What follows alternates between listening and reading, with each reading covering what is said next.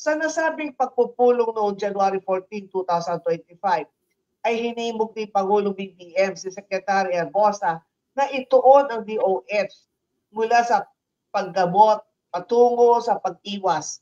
Idiin ang kasabihan, mas mainam ang isang onsa ng pag-iwas kaysa sa isang libre na lunas. Mas mabuti ito kaysa sa isang palapak ng nakakasakit. Pinangunahan din ng Pangulo ang kahalagahan ng digitalisasyon sa DOH upang mapabuti ang paghahatid ng serbisyo at pagiging epektibo nito. Kahapon ay pinag-usapan natin ang pagtaas ng pakete para sa heart and kidney transplantation na marami sa ating mga kababayan ang makikinabang. Ito ay sa kabila ng kawalan ng subsidiya sa PhilHealth ngayong taon.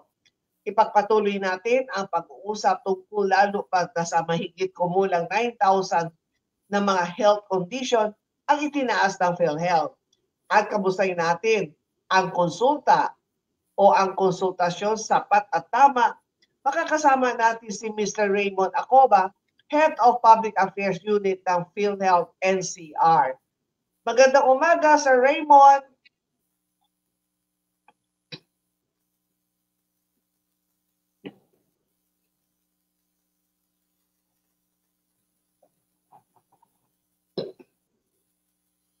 Kaya po habang hinintay natin na makapasok si Sir Raymond, kahapon na napag-usapan po natin, di ba yung pagtaas po ng PhilHealth, katulad po nung single period of confinement, yun ay tinanggal na po ng PhilHealth last year pa yun, last November or December, natanggal po yung single period of confinement. Ibig sabihin po noon na kapag isang pasyente ay sabihin natin nakapasok na admit sa ospital, meron siyang sakit ng pneumonia, and then pakalipas ng sabi natin 2 linggo o 1 buwan, and then nagkasakit siya, pareho ang sakit.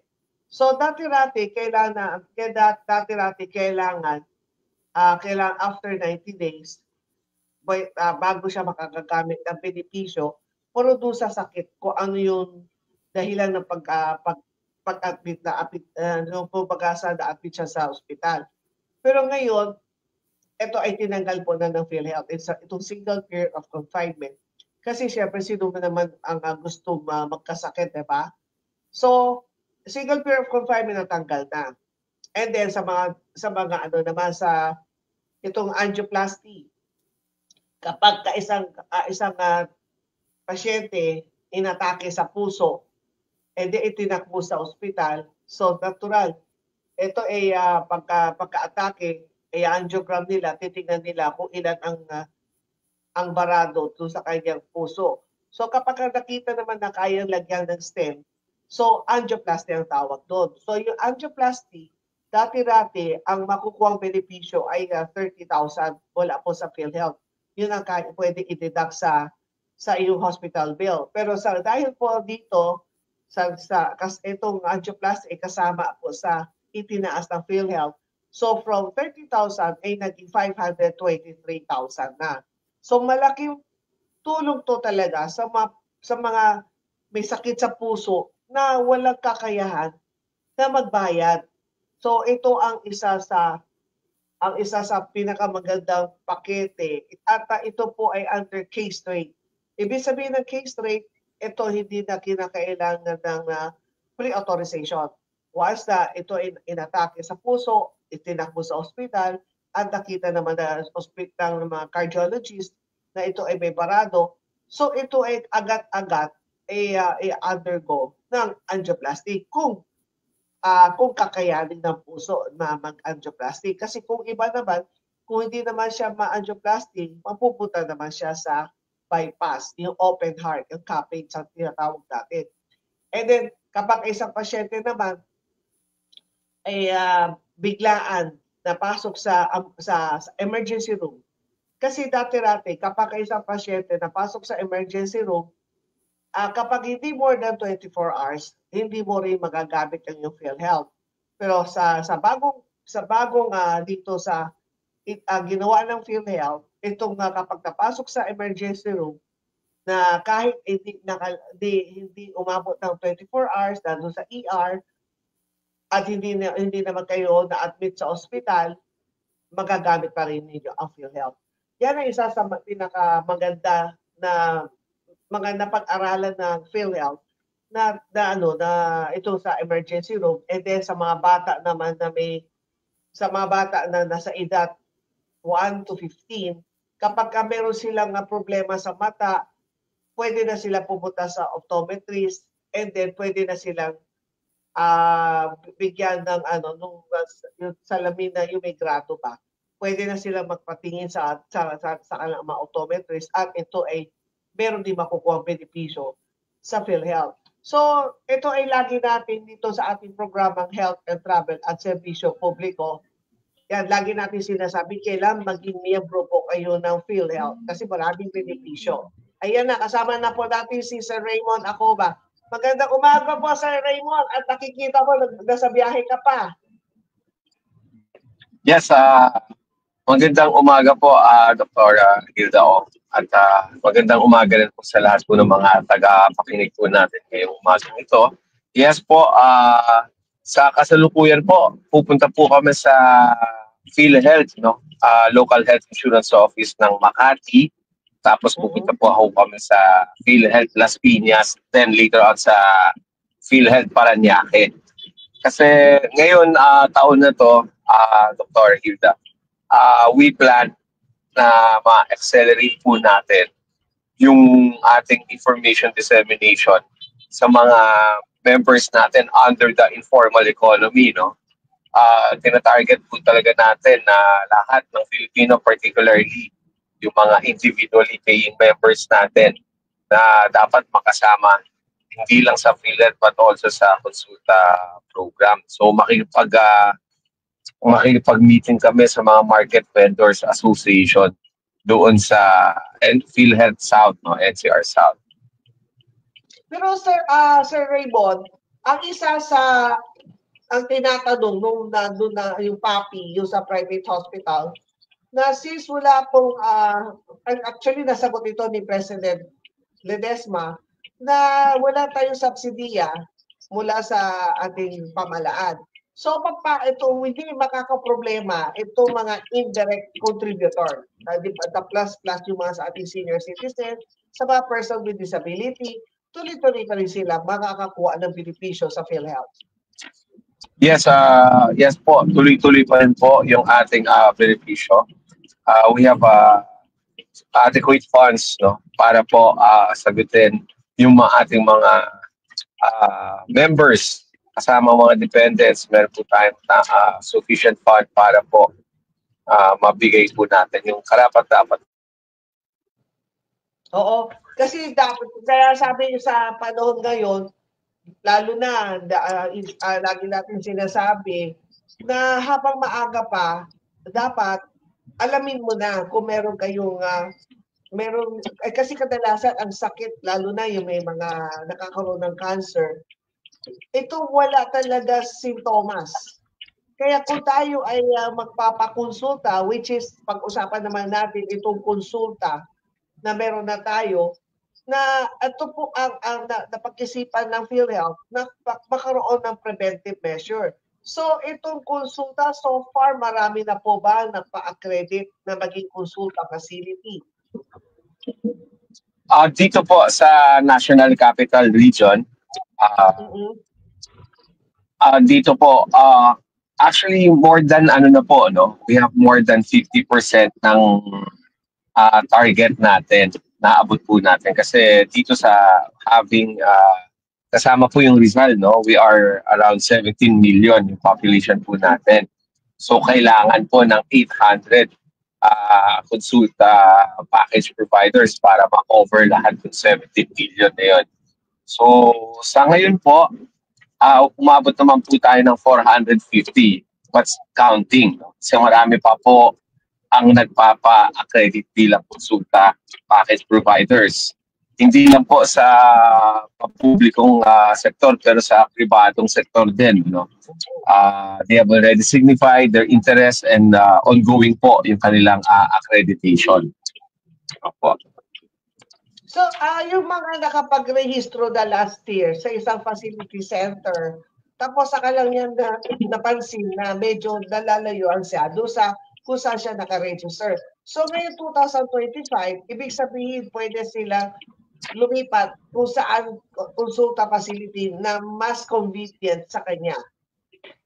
Tama po yan, Dr. Hilda, with the condition na hindi pa siya nagpapa first patient encounter sa applicable year, no? So, halimbawa, hindi naman siya nagpa-first patient encounter doon sa naunang napili niyang consulta package provider. Pwede pa siya mag-transfer sa another consulta.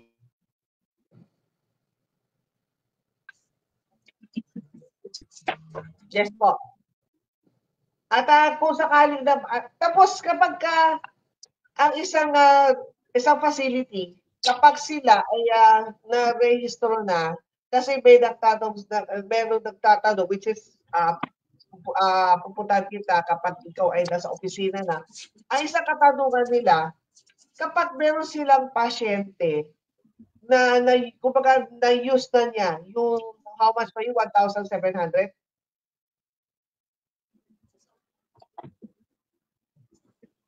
How much ba yung how much yung sa konsulta per patient? And wala Okay. Oh. Hindi, nandito ako, Doktora, para matulungan lang po sa Wi-Fi. Opo. So, ang ating PhilHealth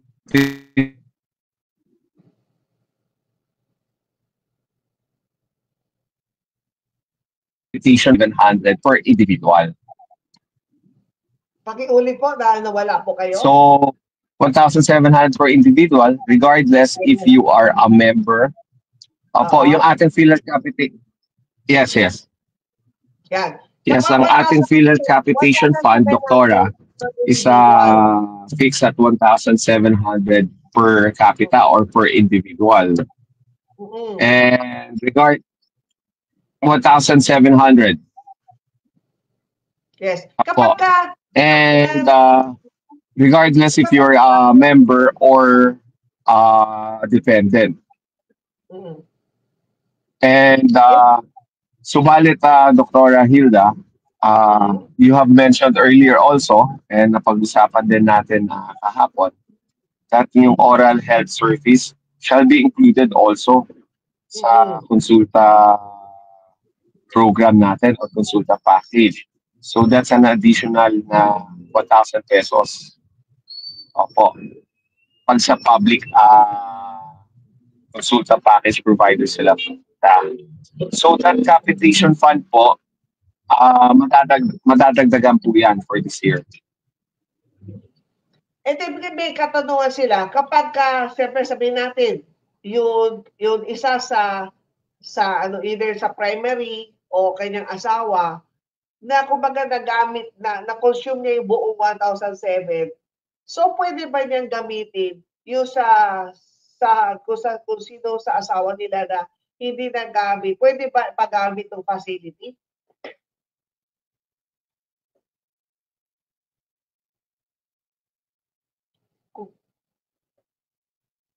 Yan po, kasi pinag-uusapan po natin ay tungkol po sa PhilHealth Consulta. Kasi talagang para sa akin, since ang PhilHealth ay meron ng ganun konsulta, mas talaga ang aking maipapayo sa inyo, magpa-check up na po kayo. Kasi sa panahon ngayon, marami pong nabibigla, nasa-shock, na nalalaman na lang na meron pala silang cancer.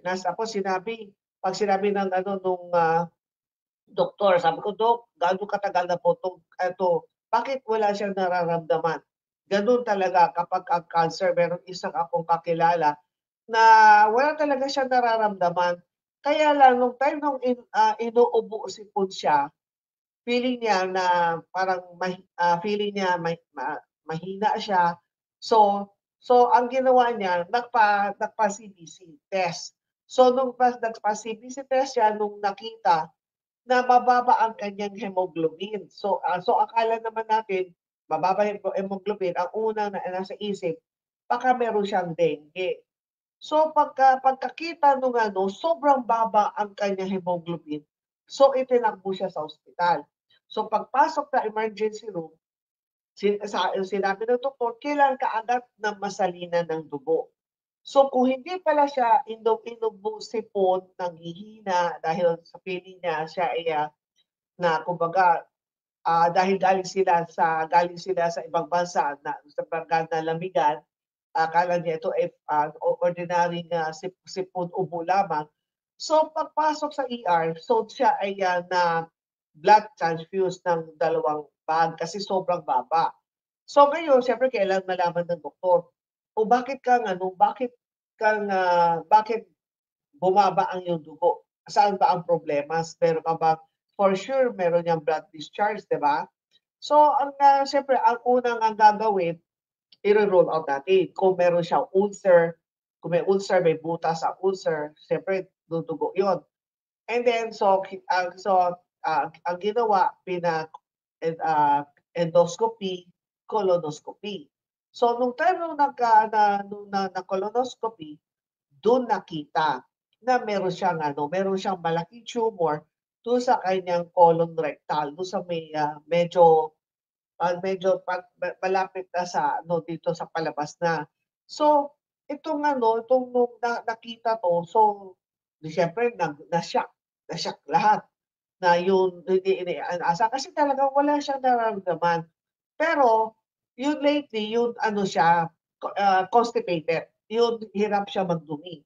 So, sa mga kapag kayo nahirapan magdumi, siguraduhin po ninyo pumunta po kayo sa gastroenterologist. At pag sinabi ng doktor na kailangan ninyo magpa-colonoscopy, gawin po nyo lalo na sa 40 years old and above. Mas maganda magpa-check up, executive check up every 5 years. Kasi kapag nagpa-colonoscopy kayo, endoscopy, pag may nakitang polyp, natatanggal na yan kagad. So ito, syempre ito naman, never siyang nagpapa-check up. So nung time nung nakita yun, ang laki-laki po ang nakita kasi laki ng isang dalagita. So sobrang, ibig sabihin mas malaki pa siya sa bola ng golf, di ba? Ito ay dalagita ang laki. So tinanong ko sa doktor, ganun pagka-ganyan size, gano'ng katagal na yan? Sabi niya, sa tansya daw niya, ito ay may mga 5 years na.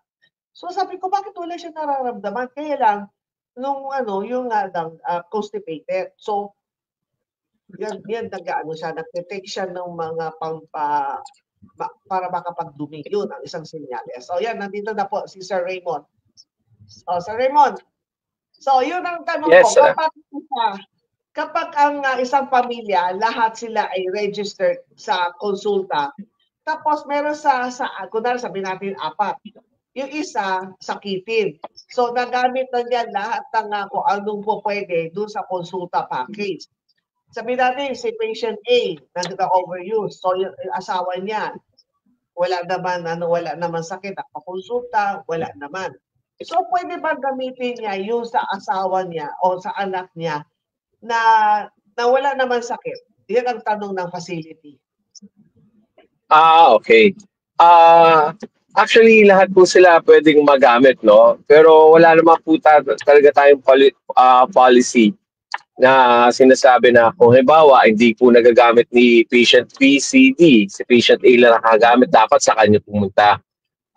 Wala po tayong ganun na policy. In other words, si patient A, as long as makaka-avail siya ng mga services doon kahit ilang beses po doon sa isang consulta package provider, makaka-avail naman po siya. Pero tulad na nabanggit mo, pag doktora, halimbawa na talagang hindi na siya pang primary care, no? Kasi talagang sakitin siya, probably kasama rin po yan na i-refer na po ngayon siya sa secondary or tertiary hospital. And doon naman po papasok yung curative care po natin or curative measure. So in that case, papasok na po dyan, panibagong benepisyo naman po ng PhilHealth. All case rate na po yung papasok dyan. or type Z benefit or kung ano man po yung case po niya. So kasama pa rin po yan. So may continuity po yung ating healthcare service na binibigay po sa ating mga members. O kasi kung sabihin naman na i-avail niya lahat ng laboratory test dahil nga kinakailangan, plus ibibigay pa, tapos kailangan niya ng gamot, which is meron din binibigay ang PhilHealth. So nakikita natin, ito ay mag-i-exceed sa 1,700. So wala itong problema. Yes, definitely, Dr. Hilda, na-foresee naman po natin yan that sa other patients, talagang it will go exceed to 1,700. Pero kung pag-aaralan po kasi natin, given certain population, sabihin natin 10,000, yung population ng isang barangay na yun po, yung consultant package provider, not all of those 10,000 naman po ay kakailanganin po ng lab test. Not all those 10,000 population ay kailangan ng gamot, no? Sa pag-aaral po, ang pinakamataas na po is 20% po ng population ng sa Pulibo. So more or less that's 2,000, 2,000 individuals. So those 2,000 individuals, sila lang po yung magpapa-lab test or makakatanggap ng gamot. Yung the rest of the 8,000, madalas sila po yung healthy, no?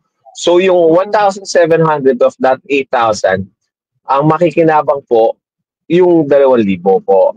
Kasi kung sabihin natin na more than 20,000 ay may sakit, more than 20% ay may sakit, that's ano na po yan.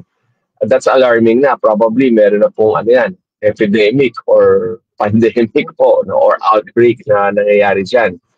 So yun po, ang kagandahan nitong PhilHealth kasi we are based on social solidarity for the healthy, helps pay for the sickly. Tapos where yung mga may kaya po, tinutulungan natin yung mga may hirap po. So that's pag halimbawa may case na more than, sabihin natin na ubos yung capitation fund, kailangan na po pag-aralan po ulit ng PhilHealth yan. I-review natin po yan. At malamang itataas po natin ulit yung capitation fund. And that happened already, Dr. Hilda. Last year, yung ating capitation fund for public accredited consultant package provider, naka-fix lang siya ng 500. So, yung capitation fund, nakita po ng ating mga stakeholders and PhilHealth na maliit nga po yung 500. That's why they increased it to 1,700. So, hindi po tayo titigil until such time na ma-cover natin lahat ng ating mga pangangailangan, medical needs po ng ating mga members and services. Tataas pa po yung ating capitation fund. So, yan po yung isang aabangan po natin this year. So, ibig sabihin, yung sa facility center, kung sabihin natin na meron na siyang, sabihin natin meron siyang 5,000 naka-register. Tapos meron siyang mga 500 na babalik-balik. Pwede niyang gamitin doon sa mga healthy na mga mga pasyente, yung mga nagka-register sa kanila. So, nasa discretion pa rin sa facility center na pwede naman niyang gamitin yung pondo para doon sa sakitin. Yes, tama po yan. It's a risk-based program po, and that's how insurance works, no? Yun po yung wisdom behind insurance, no? Na yung mga nangangailangan, sa kanila po gagamitin yung capitation fund. And tandaan po natin, Doc Hilda, kasi baka sabihin nila, napakaliit naman ng 1,700, no, for member. Tandaan natin that our public health centers, with or without konsulta, they have their existing budget. Meron na po silang services na binibigay po sa ating mga members. So, with or without consulta package, nag-ooperate naman po sila using their budget. Ano po ngayon ang kagandahan pag sila ay isang consulta package provider? Kung sila po ay isang consulta package provider, ma-unlock po nila ngayon yung PhilHealth Capitation Fund. So yung pondo po na binibigay po ng PhilHealth, that's an additional fund, no, over and above of their current budget. So makakatulong po sila. And tandaan natin, Dr. Hilda, most of the services or benefits na nasa ilalim po ng konsulta package, that are already available po, no, sa ating mga health centers. So ang kagandahan nun, ginagawa na po nila yung trabaho po nila, nadagdagan pa po yung kanilang pondo. Kasi ang iniiwasan po natin dito, kaya pinapaliwanag din po namin lagi sa mga consulta package providers natin sa public sector, na baka later on, hindi na sila bigyan ng budget, umasa na lang sila sa PhilHealth Capitation Fund.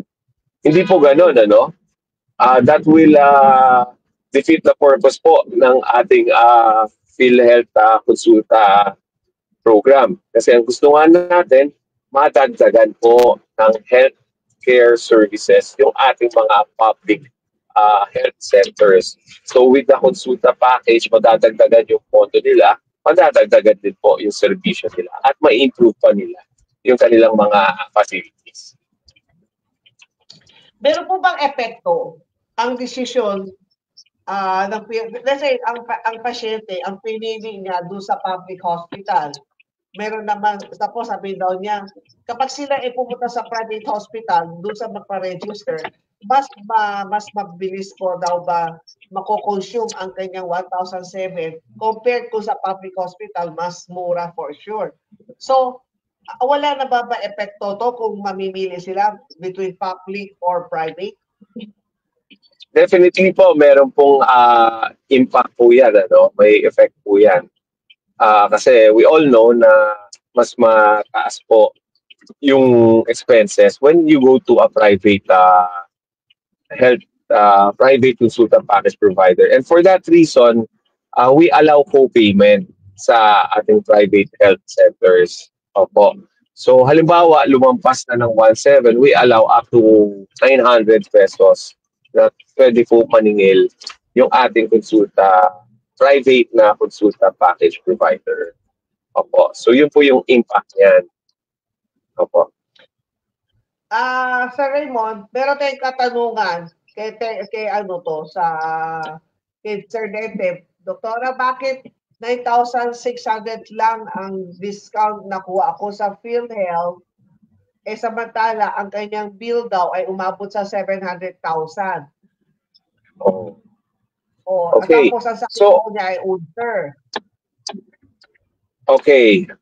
Kasi kasalukuyan kasi, Doktora, nasa biyahe po ako, no? So, kasi meron tayong case rate, no? Yung case rate, meron siyang corresponding na amount or package for a particular case. Okay? So, nabanggit niya ulcer. Sana, hindi ko lang ma-check eh. So, tapos na-transcript na ng maraming dugo eh. Opo, ganito po. Kasi, papaliwanag ko rin po, no? Halimbawang na-hospitalize yung ating mga members or yung kanyang mga qualified dependents, the one who deducts or determines kung ano po yung case definitely would be the doctor, no, the attending physician during the time of confinement dun sa isang hospital. So, yung ating mga hospitals, they are the ones who will also determine the case rate, then deduct the PhilHealth benefits doon sa total hospital bill exam member. Tama po yan, that is our process. Now, pag mag-claim na po yung hospital sa PhilHealth, meron po tayong benefit administration section wherein ang function nila is to review kung tama po ba yung case rate na in-apply sa ating member. So, makakatanggap po, no? So they will review, they will verify, then later on, our member, makakatanggap siya ng benefit payment notice. Doon sa benefit payment notice, galing po yan sa PhilHealth to confirm to the member kung tama ba yung benefit deduction na ginawa sa kanya ng hospital. So as of now po, yung case na natanong po ng ating ng listener, no, ng viewer po natin na nanonood po, abangan po natin yung benefit payment notice or para mas mabilis po, kung maibigay po ni doktora yung full name mo, yung hospital, tapos yung date of confinement para mapa-check na po natin agad. At tignan natin kung tama po yung benepisyo na binawas. Kasi may madalas na nangyayari, hindi naman madalas, may mga cases na nangyayari, Dr. Hilda, na mababa po yung benefit na binawas sa ating mga member doon sa actual claim po ng isang ospital. So that's the reason kaya meron po tayong BAS na nagbe-verify and nagre-review, verify, paminsan ino-audit pa rin po nila yung mga claim deduction ng ating mga hospitals po. Para masigurado lang natin na tama po yung benefit package or benefit deduction na natatanggap ng ating mga members. At ang isa na papansin ko sa Raymond, kapag mas mataas ang hospital bill, lalo na yung sa mga complicated na, siyempre yung mga cancer patients o yung mga katulad ito si Sir Dente, kasi ang pagpasok yan, mababa ang kanyang hemoglobin, kulang siya ng dugo. So, nasalin siya ng maraming dugo. So, yung mga mas umaabot ng milyon, o sabihin natin 500,000 to 1 million, pero ang nakuha nilang PhilHealth, kada sa pinakamalaki, maswerte na makakuha sila ng 20 to 30,000. Depende po kasi sa case po. Case rate po, no? At yun ang dahilan na Dr. Hilda that we are increasing our benefits. Last year, we have increased ng 30%, no? Yung ating all case rate. And this year, it was already increased another round, no? 50% na po. So, para po mas mapataas pa natin at maramdaman po ng ating mga members yung benepisyo po ng PhilHealth. Sana po meron din ang PhilHealth, siguro pag-aralan to, na meron din tayong package sa mga critically ill, lalo na yun talaga na, lalo na yung mga napasok pa sa ICU o CCU, na napakalaki talaga ang bill, na sana meron din si PhilHealth para sa ganitong klaseng sitwasyon. Okay. Opo. Meron po tayong Type Z benefit package. Ito po yung mga catastrophic cases, no? Medically catastrophic and economically catastrophic. Tulad po ng coronary artery bypass, no? Graft surgery na umabot up to 550,000.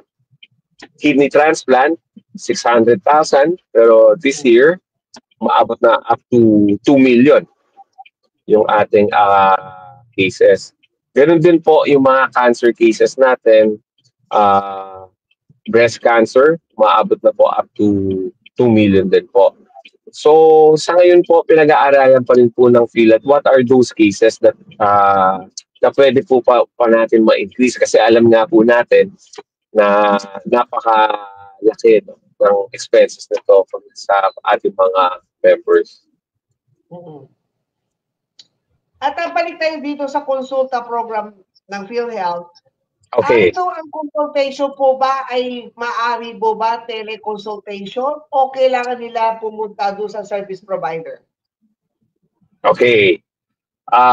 Doon po sa first patient encounter, halimbawa po, yung first check-up nila, yun po yung first patient encounter. Kailangan po face-to-face.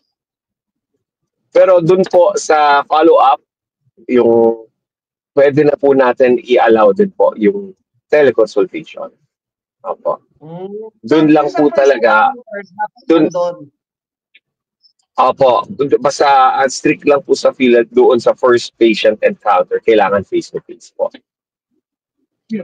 At since ako po talagang nakilala na health advocate sa PhilHealth, lalo na dito sa konsulta. So kinakausap ko na isang ating service provider na meron marami po silang board of directors, and yung kanilang board of directors, malalaki po mga kumpanya, marami po mga empleyado.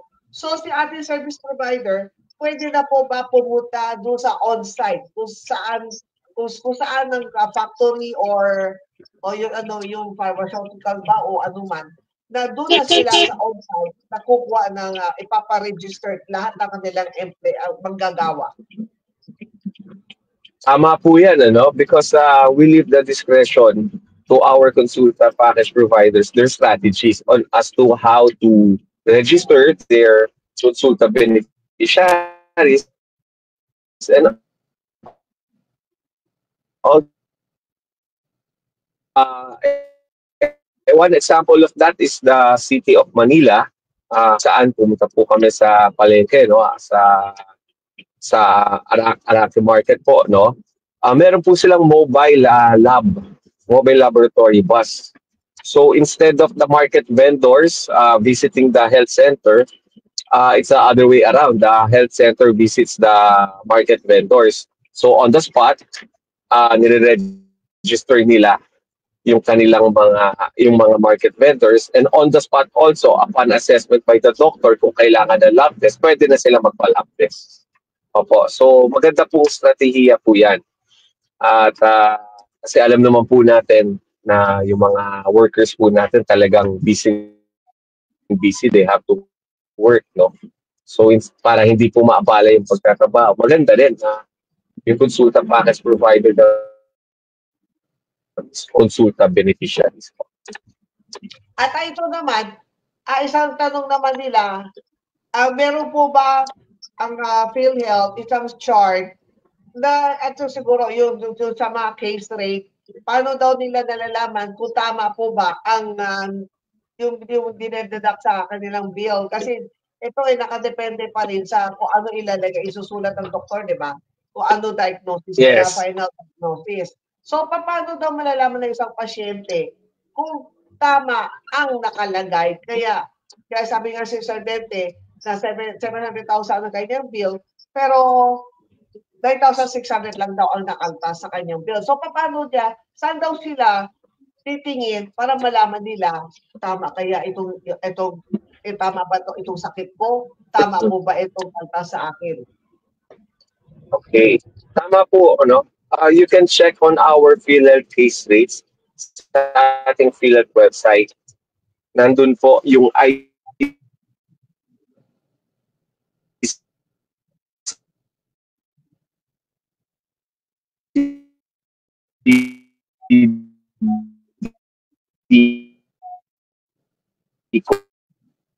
code.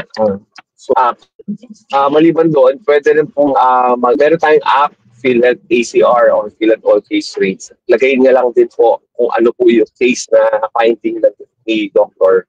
Tapos lalabas din po yung package. Pero ang pinaka-accurate talaga is pag halimbawang natanggap na nila yung benefit payment notice. Because dun sa benefit payment notice, nakalagay doon ano yung case rate, tapos yung nabawas din po sa dapat pumaliwanag. So, dapat titingin, pero naman sa app, mag-download sila ng app. Meron po. Download ng app ng PhilHealth na ano nakalagay doon, Yes. all case? PhilHealth All Case Rate. Yung PhilHealth All Case Rate ang i-download nila. Opo. So, yun po. At Sir Raymond, meron ko pa mga important announcement para sa ating mga members na hindi pa sila nagpapakonsulta o nagpaparegister sa ating mga konsulta service provider.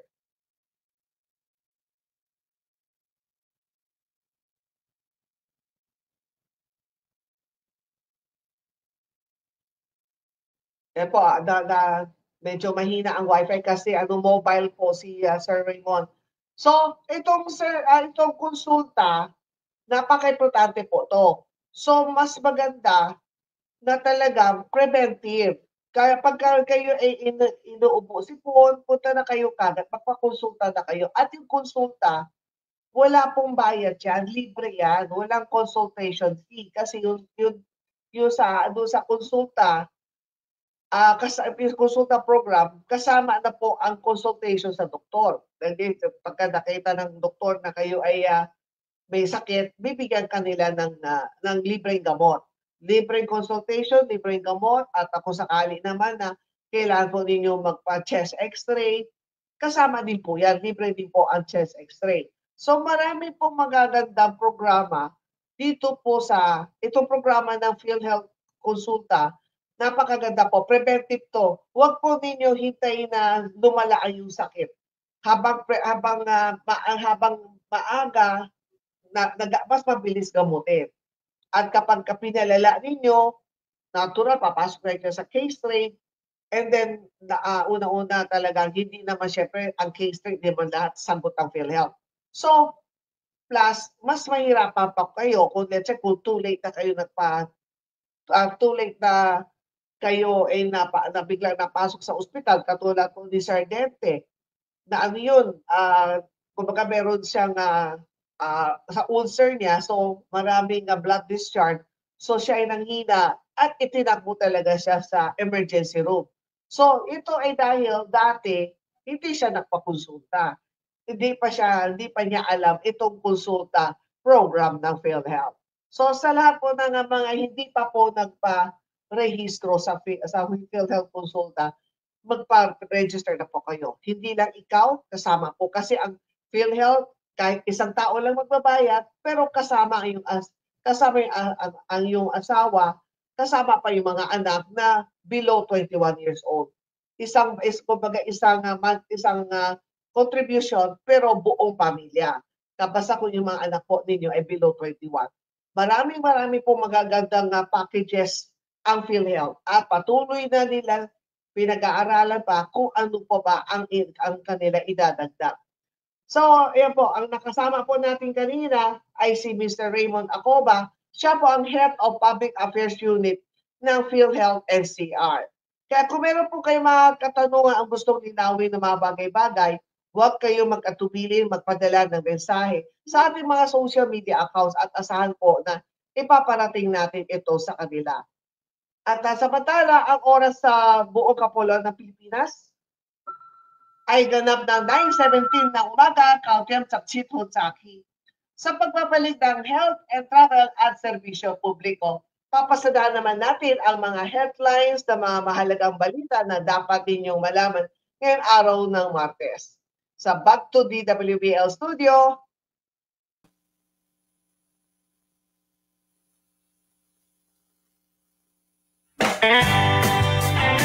Health and Travel at Serbisyo Publiko. Serbisyo Publiko with Dr. Hilda C. Ong. Ang programang tunay na serbisyo publiko na nakaka-touch ng puso. Health and Travel at Serbisyo Publiko. Ang programang tunay na serbisyo publiko. Agarang Serbisyo Lady. Agarang Serbisyo Lady. Handang tumulong sa nangangailangan, may malasakit sa kapwa, may puso sa mga bata at mga senior citizen. Palaging handang umalalay, magbigay ng solusyon at maghatid ng positibong pagbabago. Positibong pagbabago. Galing sa pusong paglilingkod, walang kulay at personal na interes. Halina at samahan si Dr. Hilda Ong. Dr. Hilda Ong, ang Agarang Serbisyo Lady sa kanyang pagbibigay ng agarang tulong, paghahatid ng tamang impormasyon at inspirasyon. Serbisyong galing sa puso. Agarang Serbisyo Lady. Agarang Serbisyo Lady.